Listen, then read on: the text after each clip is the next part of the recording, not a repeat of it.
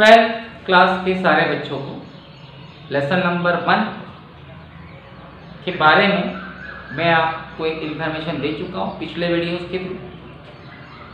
अब आप लोगों के प्रैक्टिकल स्टार्ट करने हैं, तो प्रैक्टिकल स्टार्ट करने के पहले थोड़ा सा रिवाइंड कर देता हूँ, ठीक है।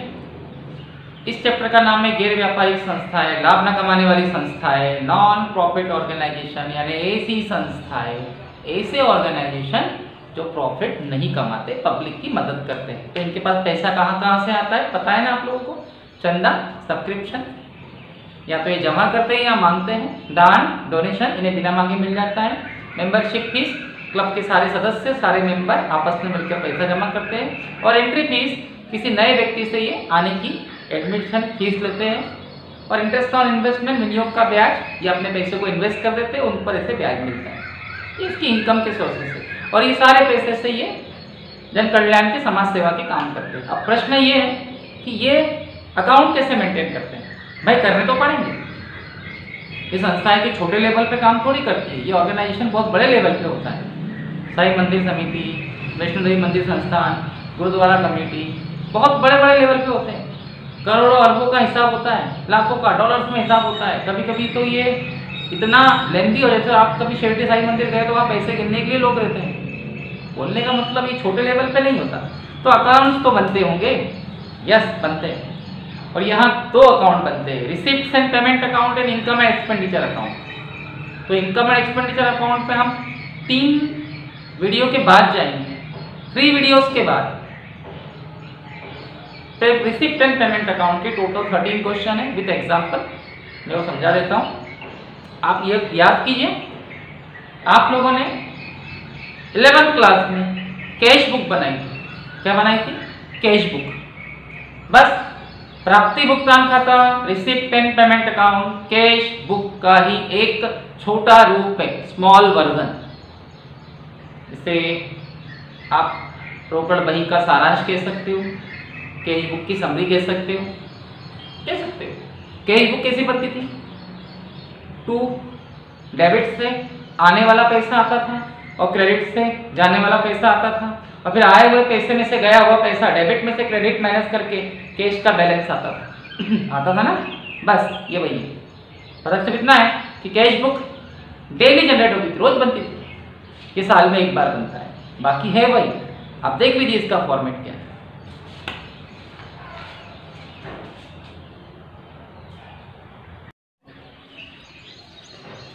ये आप लोगों का फॉर्मेट है।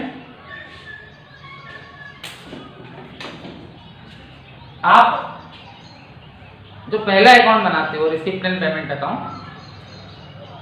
वो बनाने के लिए सबसे पहले आपको ऊपर लिखना पड़ेगा नेम ऑफ ऑर्गेनाइजेशन। ऑर्गेनाइजेशन यानी उस संस्था का नाम, उस वर्क प्लेस का नाम जिसका आप अकाउंट बना रहे हैं। ओके, ठीक है। आप जिस संस्था का, जिस ऑर्गेनाइजेशन का अकाउंट बना रहे हो, उसका नाम आपको यहाँ लिखना पड़ेगा। जैसे नेपा क्लब, पूजा क्लब, ठीक है, राम रहीम क्लब, जिमखाना क्लब, खंडवा, ये लिखना पड़ेगा आपको। ये सब ऑर्गेनाइजेशन है, ये सब संस्था है जो नॉन प्रॉफिट होते हैं, बिना लाभ के काम करते हैं। उसके बाद आपको यहाँ लिखना पड़ेगा रिसिप्ट एंड पेमेंट अकाउंट। देखिए हिंदी मीडियम वाले भी इंग्लिश में ही अकाउंट बना रहे हैं। रिसिप्ट एंड पेमेंट अकाउंट लिखना पड़ेगा फॉर द ईयर एंडिंग, साल के अंत में। जैसे आप 31 दिसंबर 2017 को बना रहे हो, 31 दिसंबर 2017, 31 दिसंबर 2017 वहाँ लिखना पड़ेगा। ओके, डेबिट साइड है रिसीप्ट से प्राप्ति, और क्रेडिट साइड है पेमेंट यानी भुगतान। यानी आपको सभी प्रकार का आया हुआ पैसा, ऑल रिसीप्ट, जो पैसा आपके पास आया है ऑर्गेनाइजेशन के पास, और डेबिट में लेना पड़ेगा, 2 में आपके लेन देन। और जो पैसा आपके पास से गया है वो क्रेडिट में लेना पड़ेगा, बाय में, पेमेंट में। ठीक है, शुरुआत कैसे होगी? शुरुआत होगी पुराने रोकड़ शेष से, पुराना कैश बैलेंस, यानी पिछले साल का अगर कोई बचा हुआ पैसा आपके पास इस साल है तो आपको उसे दिखाना पड़ेगा। भाई पूरा तो कभी खर्चा होता नहीं है, हो सकता है पिछले साल किए हुए खर्चे में से कुछ पैसा बच गया हो, तो उसे आपको डेबिट में लेना पड़ेगा। To balance brought down if any, अगर आपके क्वेश्चन में पुराना रोकड़ शेष, अंतिम रोकड़ शेष, ओपनिंग कैश बैलेंस, पिछले साल का बचा हुआ पैसा दिया है तो आप उसे डेबिट में लोगे। और नॉर्मली ये 1 जनवरी के दिन आपको मिलेगा। 1 जनवरी के दिन जो बैलेंस दिया है इट मीन्स तो इस साल का नहीं है, पिछले साल का बचा हुआ पैसा है। ओके, आप डेबिट में लेंगे इसमें। उसके बाद चंदा, सब्सक्रिप्शन, ये आपके ऑर्गेनाइजेशन का सबसे बड़ा आय का साधन है, इनकम का सोर्स है, सबसे ज्यादा पैसा इसी से आता है, इसलिए कभी भी डेबिट में आएगा। पर एक बात का ध्यान रखें, अगर आपको कोई चंदा नहीं मिल पाया, कोई सब्सक्रिप्शन नहीं मिल पाया, तो आप उसकी एंट्री नहीं करोगे। नहीं मिल पाया मतलब मिलना बाकी है, जिसे उपार्जित आय, एक्रूड इनकम कहते हैं। मिलना बाकी है, मिला को नहीं ना। ये नगद आधार पर बनता है, कैश सिस्टम के अकॉर्डिंग बनता है। जो पैसा आया है उसी की एंट्री होगी, जो नहीं आया है उसकी एंट्री नहीं होगी। यानी जो चंदा मिलना बाकी है उसकी एंट्री नहीं होगी एक्रूड इनकम की, उपार्जित आय की, इसको छोड़ देंगे। और जो चंदा मिला है, फिर चाहे वो इस साल का मिला हो या पिछले साल का बचा हुआ इस साल मिला हो या अगले साल का इस साल मिल चुका हो, आपको उसको डेबिट में लेना ही है, लेना ही।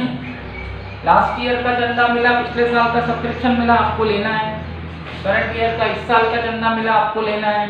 और नेक्स्ट ईयर का अगले साल का चंदा मिला, वो भी आपको लेना है। मिला है तो लेना है, नहीं मिला है तो नहीं लेना है। एक्रूड इनकम, उपार्जित आय, जो मिलना बाकी इसको छोड़ देना है।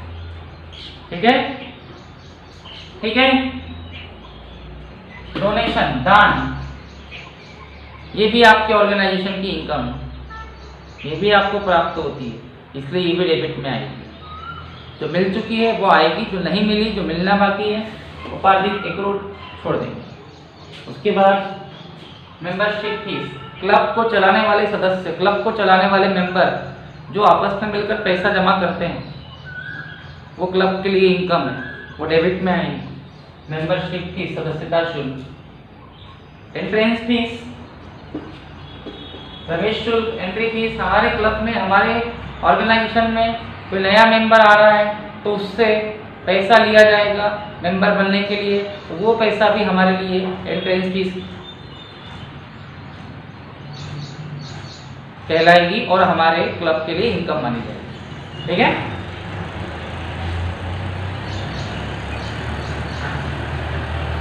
इंटरेस्ट ऑन इन्वेस्टमेंट, विनियोग का ब्याज।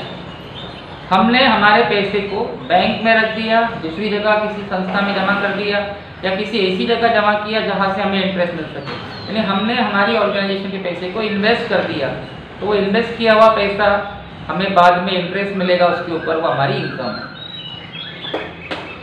इस टाइप से ये पांचों सोर्सेस जहां से आपको पैसा मिलता है ये आपकी इनकम है। इसके अलावा अदर रिसिप्ट, अन्य प्राप्तियां, कई प्रकार के अदर रिसिप्ट होती है, कई प्रकार की। जैसे आपने कोई प्रोग्राम ऑर्गेनाइज करवाया, वहां से आपको पैसा मिला। जैसे आप लोगों ने कुछ रूम्स किराए से दे दिए, वहां से आपको पैसा मिला। तो सारी चीजें आपकी इनकम है, वो डेबिट में आएगी। Okay,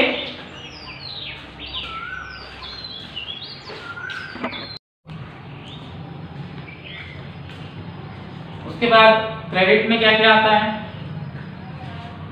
all expenditure, all payment, समस्त खर्चे, समस्त व्यय।